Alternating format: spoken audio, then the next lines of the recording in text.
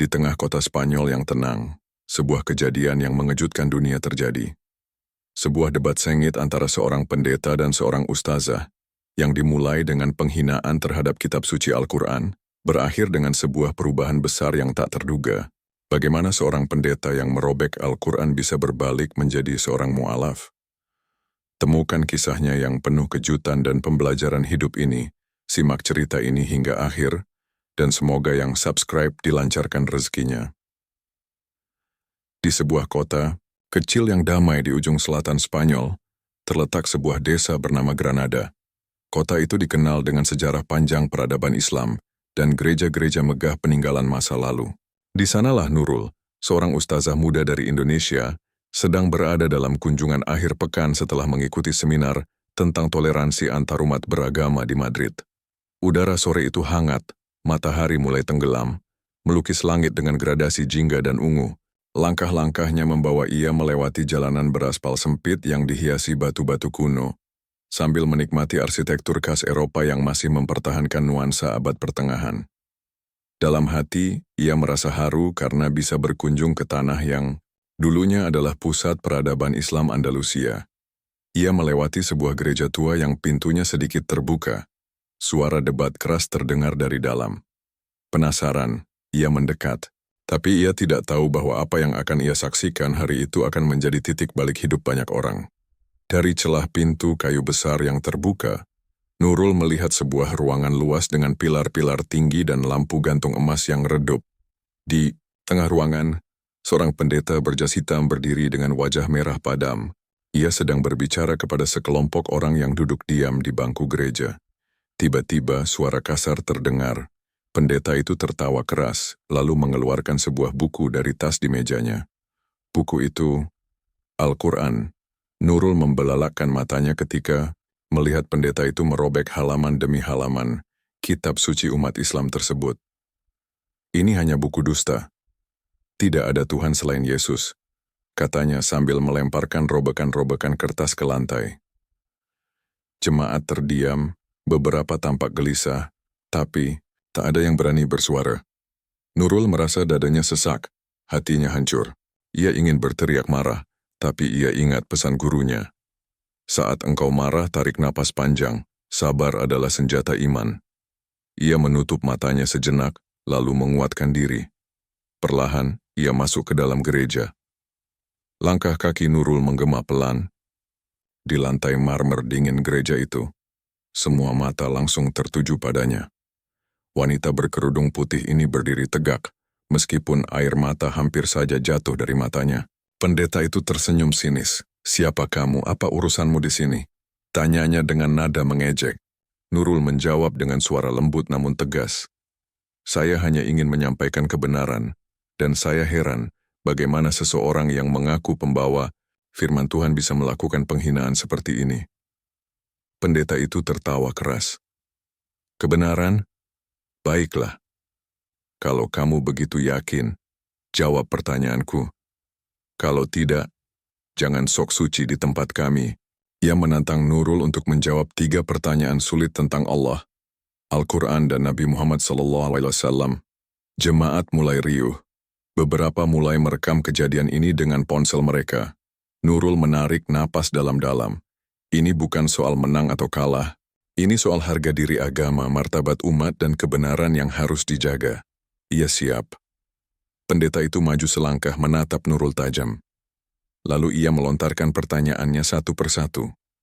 Pertama, bagaimana kalian bisa percaya pada Tuhan yang tidak punya bentuk dan tidak diketahui keberadaannya?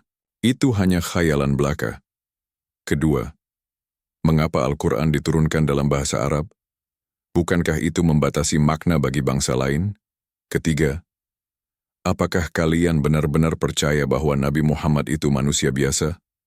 Atau dia hanya menciptakan cerita untuk mengumpulkan pengikut? Setiap pertanyaan disampaikan dengan nada mengejek. Beberapa jemaat tertawa, tapi sebagian lagi hanya diam. Mereka penasaran. Bahkan kamera-kamera mulai merekam dengan serius. Nurul menunduk sejenak, lalu mengangkat wajahnya. Matanya bersinar. Ia mulai berbicara. Nurul menjawab dengan suara tenang tapi penuh keyakinan. Pertama, Allah tidak seperti makhluknya. Dia maha ada tanpa butuh tempat, tidak memiliki bentuk, karena dialah pencipta segalanya. Bagaimana mungkin Tuhan punya tempat, jika dialah yang menciptakan langit dan bumi? Kedua, bahasa Arab adalah bahasa yang paling sempurna, cocok untuk wahyu ilahi. Selain itu, Al-Quran juga diturunkan agar bisa dipelajari oleh semua manusia. Setiap orang bisa belajar bahasa Arab, sama seperti kalian belajar bahasa Inggris hari ini. Ketiga, ya Nabi Muhammad adalah manusia biasa, tapi beliau juga manusia termulia, diutus sebagai rahmat bagi seluruh alam. Beliau makan, minum, sakit, dan meninggal. Tapi ia juga manusia yang tidak pernah berdusta, jujur, dan amanah. Bukan nabi palsu, tapi nabi yang dijanjikan. Setiap jawaban, Nurul diiringi dalil dari Al-Quran, hadis, dan logika yang kuat. Ia tidak marah, tidak membentak, hanya memberikan fakta dengan hati yang tenang. Pendeta itu mulai gelisah. Wajahnya mulai berubah. Ia tidak menyangka akan mendapat jawaban semulus itu. Riuh tepuk tangan dari sebagian jemaat membuat suasana semakin panas. Emosinya naik. Lalu, saat Nurul sedang menjelaskan ayat tentang kesucian, Nabi Muhammad SAW Pendeta Miguel tiba-tiba berteriak keras, "Bohong, semua itu hanya cerita karangan." Ia mendekati Nurul dengan langkah kasar, matanya memerah, wajahnya penuh amarah. Tiba-tiba, tanpa peringatan, ia menendang kaki Nurul dengan kekuatan penuh. Nurul terjatuh, tubuhnya membentur kursi, kayu di belakangnya. Terdengar desahan dari jemaat yang menyaksikan. Beberapa wanita menutup mulut mereka, sebagian lain berdiri takut. Nurul menggigit bibirnya untuk menahan rasa sakit. Darah mulai mengalir dari lengannya yang terseret lantai marmer. Namun, wajahnya tetap tenang. Ia tidak menangis, tidak marah. Hanya menunduk sejenak, lalu bangkit perlahan. Dengan suara lembut dan penuh hikmah ia berkata, "Andai engkau mencari kebenaran bukan kemenangan, maka kita bisa bicara dengan hati." Suasana menjadi hening. Bahkan angin yang masuk dari jendela gereja seolah ikut merasakan beban emosi yang memenuhi ruangan. Nurul melihat wajah Pendeta Miguel yang masih dipenuhi amarah, tapi juga ketakutan. Ia tahu, ini saatnya memberikan satu pertanyaan yang mungkin akan mengubah hidupnya selamanya. Dengan suara pelan namun jelas, ia bertanya, "Pendeta, jika Tuhanmu begitu cinta pada manusia, kenapa Dia mengizinkan anaknya disalib dan menderita di kayu salib? Apakah itu bukti kekuasaan atau kelemahan?" Pertanyaan itu seperti petir di siang bolong. Jemaat terdiam. Pendeta Miguel mundur selangkah. Matanya kosong. Ia membuka mulutnya, tapi tidak ada kata yang keluar. Air mata mulai menggenang di sudut matanya. Saya tidak tahu," katanya lirih. Ia duduk di bangku depan memegang kepala dengan kedua tangannya. Tangisan pelan mulai terdengar. "Selama ini saya pikir iman saya benar, tapi ternyata saya bahkan tidak bisa menjawab pertanyaan sederhana ini." Wajahnya penuh penyesalan. Hatinya mulai retak. Tidak ada suara selain isak tangis pendeta yang mulai pecah. Beberapa jemaat meneteskan air mata. Seorang ibu tua berdiri, mendekati Nurul, lalu memeluknya dengan erat. Maafkan kami atas semua ini," bisiknya. Nurul membalas pelukan itu dengan lembut. Ia tidak dendam, tidak benci, hanya ingin kebenaran bersinar. Pendeta Miguel akhirnya berdiri, menghampiri Nurul. Ia menjatuhkan dirinya berlutut. "Ampuni saya sombong, saya pikir agama saya sempurna, tapi ternyata saya buta." Suaranya gemetar. Nurul membantunya berdiri lalu berkata, "Kamu bukan musuhku. Kamu saudara yang sedang mencari jalan pulang." Ucapan itu membuat pendeta semakin menangis. Di tengah gereja itu sebuah pertemuan jiwa sedang terjadi. Beberapa hari setelah kejadian itu, Pendeta Miguel datang ke penginapan Nurul. Ia membawa Injil dan Al-Quran. "Saya ingin belajar," katanya dengan suara rendah. Nurul menerimanya dengan senyum hangat. Mereka duduk di ruang tamu kecil, dan Nurul mulai membacakan ayat-ayat tentang tauhid. Setiap kalimat seperti menusuk hati Pendeta Miguel. Saat sampai, Pada surah Ikhlas ia menangis tersedu-sedu. Allah itu Maha Esa, tidak beranak dan tidak diperanakkan, dan tidak ada yang setara dengannya. Ia mengulangi ayat itu berulang kali. Lalu dengan suara bergetar ia bertanya, "Bagaimana cara saya masuk Islam?" Nurul menjawab dengan lembut, dengan mengucap 2 kalimat syahadat. Dan di sanalah, di ruang tamu sederhana itu, sebuah jiwa yang dulunya penuh prasangka, akhirnya kembali kepada fitrah.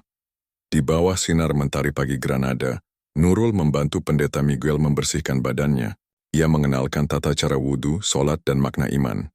Lalu, dengan suara yang perlahan namun mantap, pendeta Miguel, kini bernama Muhammad, mengucapkan 2 kalimat syahadat. Ashhadu an la ilaha illallah wa ashhadu anna Muhammadan Rasulullah. Riuh doa dari Nurul dan beberapa orang Indonesia yang hadir di situ langsung membahana. Mereka menangis haru. Ini adalah momen yang sulit dilupakan. Di tengah kota Spanyol, bekas benteng Kristen, seorang mantan pendeta resmi menjadi Muslim. Kabar ini menyebar cepat. Keluarga besar pendeta Miguel tidak terima. Mereka mengutuk keputusannya. Tapi Muhammad, begitu ia sekarang dipanggil, tidak mundur. Ia berkata, "Aku telah menemukan kebenaran. Aku rela kehilangan segalanya, asal aku tidak kehilangan Allah." Beberapa minggu setelah mengucap syahadat, Muhammad, nama barunya, mengundang jemaat lama gerejanya untuk sebuah pertemuan damai. Ia tidak datang sebagai mantan pendeta yang menolak iman lamanya dengan kebencian, tapi sebagai seorang pencari kebenaran yang akhirnya menemukannya. Di dalam gereja itu, tempat ia dulu pernah merobek Al-Quran, kini ia berdiri dengan jubah putih dan sorban sederhana. Ia menjelaskan perjalanannya, dari keyakinan yang sempat goyah hingga akhirnya menemukan ketenangan di bawah naungan Islam. "Aku bukanlah musuh kalian," katanya dengan suara bergetar, tapi saudara yang telah melihat cahaya. Sebagian besar hadirin terdiam. Beberapa meneteskan air mata. Dan di antara mereka, seorang pastor muda maju mendekat. Dengan suara pelan, ia bertanya, "Bolehkah saya belajar tentang Islam juga?" Muhammad tersenyum, membuka tangannya lebar-lebar. "Selamat datang di jalan kebenaran." Berita kepindahan Muhammad menjadi Muslim menyebar cepat. Keluarganya di Spanyol dan Roma tidak terima. Mereka merasa dihina. Ibunya bahkan menangis di telepon, memohon agar ia kembali ke agama lamanya. "Kamu pikir Tuhanmu akan marahi kamu karena ini?" tanyanya sedih. Muhammad menjawab dengan lembut, "Ibu, aku percaya bahwa Allah adalah Maha Pengasih. Aku yakin Dia memahami hatiku. Aku tidak meninggalkan kasih sayang. Aku hanya menemukannya dalam cara yang baru." Ibunya diam lama. Lalu berkata, "Kalau begitu, semoga kamu tetap baik seperti dulu. Walaupun sekarang engkau menyembah Tuhan dengan cara lain. Hubungan keluarga retak tapi ikatan cinta masih ada. Dan itu cukup untuk membuat Muhammad tetap tegak. Setelah menjadi Muslim, hidup Muhammad tidak mudah. Gerejanya mencabut jabatannya. Teman-temannya mulai menjauh. Bahkan beberapa orang di desa mulai memandangnya dengan curiga. Tapi di saat bersamaan, komunitas Muslim lokal mulai menerimanya. Nurul sering datang membantunya belajar lebih dalam tentang ajaran Islam. Mereka salat berjamaah di ruang tamu kecil. Mereka puasa bersama di bulan Ramadan pertamanya. Setiap hari, Muhammad semakin tenang. Hatinya ringan. Meski tekanan datang dari mana-mana, ia tak pernah menyesal. Suatu malam, ia menulis surat panjang untuk Nurul. "Terima kasih telah menunjukkan kepadaku bahwa Tuhan itu tidak butuh salib, tapi pengabdian. Aku tidak pernah merasa sedekat ini dengannya sebelumnya." Kisah Nurul dan Muhammad menyebar ke seluruh dunia. Video debat itu viral di media sosial. Umat Islam di Indonesia, Malaysia, Turki, Mesir, dan negara lainnya menonton dengan haru. Banyak yang terinspirasi oleh kesabaran Nurul, keteguhan Muhammad, dan bagaimana kebenaran akhirnya menang meski harus melewati ujian berat. Seorang pemuda di Yogyakarta menulis di kolom komentar, "Saya jadi ingat betapa pentingnya ilmu dan kesabaran saat menghadapi fitnah agama. Semoga saya bisa seperti Ustazah Nurul." Di London, seorang wanita non-muslim berkomentar, "Ini adalah pertama kalinya saya melihat dialog antarumat beragama tanpa kebencian. Saya ingin belajar lebih tentang Islam." Kisah itu menjadi benih kebaikan yang tumbuh di hati banyak orang. Hidup ini penuh ujian. Ada saatnya kita dihina, dilecehkan, bahkan dipermalukan karena keyakinan kita. Tapi kisah Nurul dan Muhammad mengajarkan satu hal, bahwa kebenaran tidak perlu dibela dengan amarah. Ia cukup diwujudkan dengan kesabaran, ilmu, dan hati yang tulus. Keduanya bukan hanya tokoh dalam cerita, tapi simbol bahwa manusia bisa berubah, bahwa kebenaran bisa menembus prasangka, budaya, dan sejarah, bahwa iman tidak selalu lahir dari kemudahan, tapi kadang dari ujian yang sangat berat. Dan yang paling penting, kisah ini mengajarkan kita semua bahwa jalan pulang kepada Allah itu selalu terbuka, bagi siapa saja yang mau mencarinya.